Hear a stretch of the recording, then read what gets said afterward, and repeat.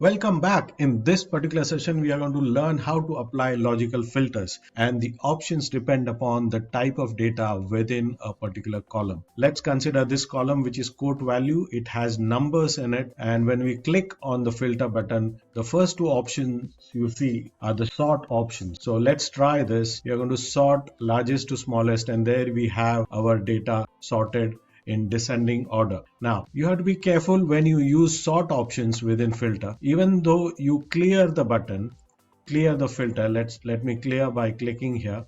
The sorted data remains as it is because you have actually not applied a filter. You have simply used the sort function inside the filter. So this is when serial number column becomes handy to get back your data in original order. What we are going to do here is we are going to click on serial number filter and sort smallest to largest to get the data in order, and then we click on clear button to remove the filter. Let's see what more we have in numbers column. When we go down here, you will see numbers filter, and there you have quite a few options. Let's say you want to find the deals which are greater than $10,000, and we click OK. So this is how you can filter the data for a particular number comparison. While applying this particular filter of greater than, you must have realized that we have more dialog options over here, which is nothing but a window for custom filter, which is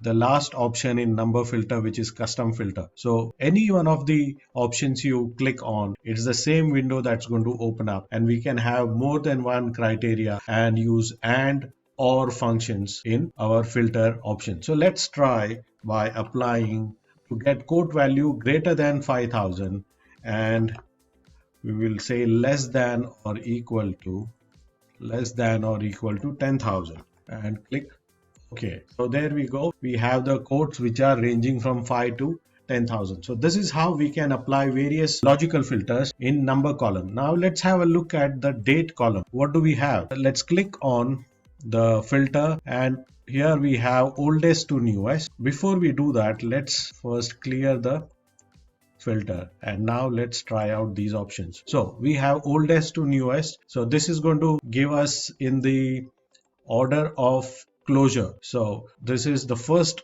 expected closure is of this particular date. Even though we clear, it's not going to change, so we're going to use this particular option here to bring back our data in original order. The second option for date is date filter, and here you have lots of possibilities. You see it is equal to, before, after, so and so date, between.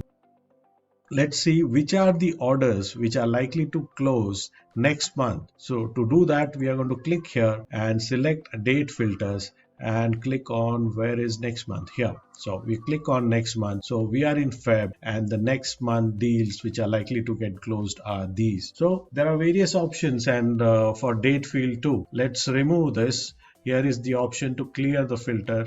So I'm going to clear this particular filter, and the last one is about the text. So let's have a look at, let's consider this column remarks and see what options we have for text filter. It is for sorting, and the other options are text equal to, not equal to, begins with, ends with, contains. So let's try this particular option which says contains demo. So we want to find out which are the deals which are waiting for demonstration to be given by us, and we'll click OK. So here are the two deals in which demo is required. So these are the various methods in which you can apply logical filters to number, date, or text columns. Try these out in your own format and see how it works for you.